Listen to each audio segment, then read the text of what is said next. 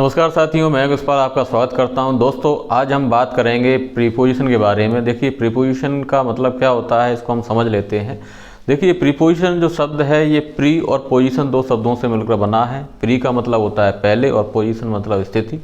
यानी कि प्रीपोजिशन वह शब्द हैं जो पहले आते हैं। किसके पहले आते हैं? नाउन और प्रोनाउन के पहले इनका यूज किया जाता है और ये उस नाउन प्रोनाउन का संबंध वाक्य के दूसरे शब्दों के साथ करते हैं। ठीक है, तो ऐसे ही प्रीपोजिशन में हम तीन प्रीपोजिशन के बारे में आज हम बात करेंगे। एक है बिसाइड, ठीक है, जिसका अर्थ होता है बगल में। दूसरा है बिसाइड्स और एक है एक्सेप्ट। ठीक है, तो इन तीन प्रीपोजिशन के बारे में हम बात करेंगे और समझेंगे कि इनका यूज कहाँ पर होता है और कैसे हम इसका यूज करते हैं। ठीक है, देखिए, बिसाइड का अर्थ होता है बगल में, कोई चीज़ जो है वो बगल में है। ठीक है, और इसकी जगह आप बिसाइड की जगह क्या नेक्स्ट टू भी यूज कर सकते हैं, बाय भी कर सकते हैं और एडजेसेंट भी इसकी जगह यूज कर सकते हैं। ठीक है, एग्जाम्पल देखिए क्या लिखा है। देयर इज अ टेम्पल, यानी कि एक मंदिर है। बिसाइड माई हाउस, यानी कि मेरे घर के बगल में एक मंदिर है। ठीक है, तो बगल में के लिए हम क्या यूज करते हैं? बिसाइड। एक एग्जाम्पल और देखिए, जैसे क्या लिखा है, हु इज सिटिंग, यानी कि कौन बैठा है, बिसाइड यू, तुम्हारे बगल में कौन बैठा है। तो बिसाइड का यूज हम करते हैं बगल में के लिए। हम यहाँ बाय बिसाइड की जगह क्या कर सकते हैं? बाय एडजेसेंट भी लिख सकते हैं, बाय भी लिख सकते हैं, नेक्स्ट टू भी लिख सकते हैं। ठीक है, इसी वजह से इसको ब्रैकेट में लिखा है कि बिसाइड का अर्थ क्या है? बगल में। और आप बिसाइड की जगह इनका भी यूज कर सकते हैं क्योंकि इनका मतलब भी होता है बगल में। ठीक है, अब बात करते हैं बिसाइड्स। देखिए, बिसाइड्स का मतलब क्या होता है? इसको बोलते हैं हिंदी में के अतिरिक्त या के अलावा, एडिशन के रूप में, है ना। कि जैसे कि मैं कहूँ मेरे पास मार्कर के अलावा पेन भी है, मेरे पास कार के अलावा मोटरसाइकिल भी है। ठीक है, जैसे तो इस तरह से कोई चीज़ आपके पास है और इसके अलावा कुछ और भी है, तो उसके लिए आप क्या करते हैं? बिसाइड्स का यूज करते हैं। एग्जाम्पल से समझाएंगे। जैसे मैंने कहा बिसाइड्स अ बुक, यानी कि एक किताब के अलावा, आई बॉट अ पेन, मैंने एक पेन भी खरीदा। जैसे आप दुकान पे जाते हैं, आपने कहा कि मुझे पेन चाहिए और पेन के साथ साथ आपने किताब भी खरीदी, तो क्या कहते हैं आप? Besides a book I bought a pen, यानी कि एक किताब के अलावा मैंने पेन भी खरीदी।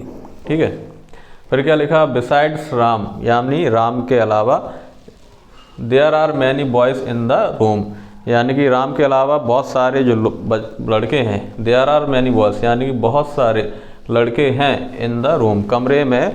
राम के अलावा भी क्या है? बहुत सारे लड़के हैं। राम तो है ही, लेकिन हम क्या कह रहे हैं? और भी बहुत सारे लड़के हैं। कहाँ पर? कमरे में। ठीक है, एक और देख लीजिए, जैसे क्या लिखा है, बिसाइड्स अ कार, यानी क्या हुआ इसका मतलब? कार के अलावा, आई हैव अ बाइक, मेरे पास एक बाइक है, मोटरसाइकिल है। तो बिसाइड्स का यूज हम करते हैं, कोई चीज़ आपके पास है और साथ में और भी कोई चीज़ है, उसको बताने के लिए हम बिसाइड्स का यूज करते हैं। ठीक है, तो अब हम बात करते हैं एक्सेप्ट। एक्सेप्ट का मतलब होता है को छोड़कर।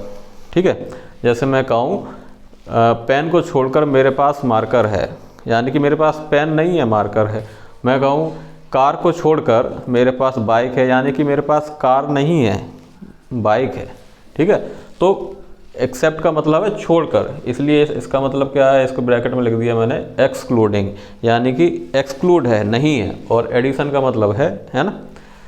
तो देखिए, एक्सेप्ट मोहन, यानी कि मोहन को छोड़कर। आई लाइक ऑल द स्टूडेंट्स, मैं सभी स्टूडेंट्स को पसंद करता हूँ। ऑफ माई क्लास, मेरी कक्षा के सभी छात्रों को मैं पसंद करता हूँ। एक्सेप्ट मोहन, मोहन एक लड़का है, उसको छोड़कर मेरी क्लास में जितने भी बच्चे हैं सबको मैं पसंद करता हूँ।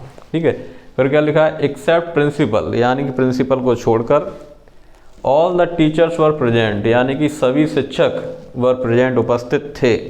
इन द असेंबली हॉल, यानी कि जो प्रार्थना सभा है वहाँ पर सभी शिक्षक मौजूद थे, एक्सेप्ट प्रिंसिपल, प्रिंसिपल को छोड़कर, यानी प्रिंसिपल नहीं थे, बाकी सभी शिक्षक थे। तो अब देखिए, आप ये पूछेंगे क्या ये एक्सेप्ट है और ये बिसाइड्स है, ये सेंटेंस के पहले ही आते हैं? अगर आप पहले आएंगे तो एक्सेप्ट, इसके बाद जो नाउन या प्रोनाउन है उसके बाद क्या लगाएंगे आप? कॉमा, फिर सेंटेंस करेंगे। अगर इसको बाद में लिखना है, ठीक है, ऐसे भी लिख सकते हैं कि I like all the students of my class except Mohan, यानी एक्सेप्ट मोहन को पीछे भी लिख सकते हैं। पीछे लिखेंगे तो फिर कॉमा नहीं आएगा। अगर स्टार्टिंग में लिखेंगे एक्सेप्ट मोहन तो फिर यहाँ पे क्या लगाना पड़ेगा? कॉमा लगाना पड़ेगा। ऐसे ही ये बिसाइड्स अ बुक लिखा है, हम ऐसे भी लिख सकते हैं I bought a pen besides a book, यानी मैंने पेन खरीदा और साथ में के उसके अतिरिक्त क्या बुक भी खरीदी। ठीक है, तो पहले भी यूज हो सकता है, पहले यूज होगा तो उसके बाद कॉमा लगेगा, यानी बिसाइड्स के बाद जो नाउन या प्रोनाउन आ रहा है कॉमा लगेगा, फिर सेंटेंस होगा। अगर बाद में लिखना चाह रहे हैं तो फिर कॉमा की ज़रूरत नहीं है। इसके बाद पेन के बाद आप लिख सकते हैं बिसाइड्स अ बुक। ठीक है, तो आई थिंक आपको ये समझ में आया होगा। हम ये प्रीपोजिशन